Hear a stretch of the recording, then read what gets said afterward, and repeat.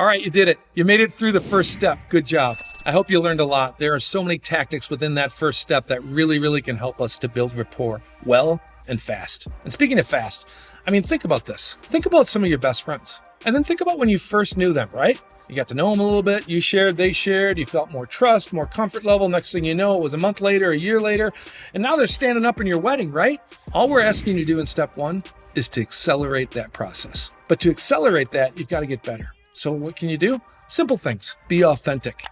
Don't act like you're building rapport. Actually build rapport. Everybody is smart enough to figure out if you're phoning it in or if you're giving them a bunch of bull. Just be yourself. Be curious. If you're in an Uber and they got the GPS, ask them to take a different route. Maybe they'll argue with you. Maybe it'll be uncomfortable to ask, but you'll practice asking. If you're at a restaurant and the waitress or waiter says, "Can I warm up your soup?" Say yes. Just find ways in your life to practice asking people to do things for you. And then being an expert, it's one of the things that the mindset of fear loves because it doesn't want you to be an expert, right? But here's the news. You are.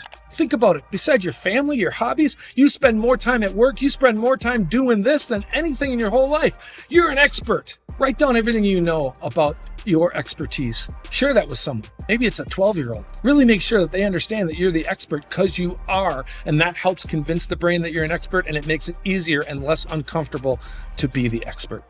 And then finally, if you're freaking out about this, it's like, oh, new relationship, what if they don't like me? Remind your brain that this is only 5 to 7 to maybe 12 minutes long. You can do anything for 12 minutes.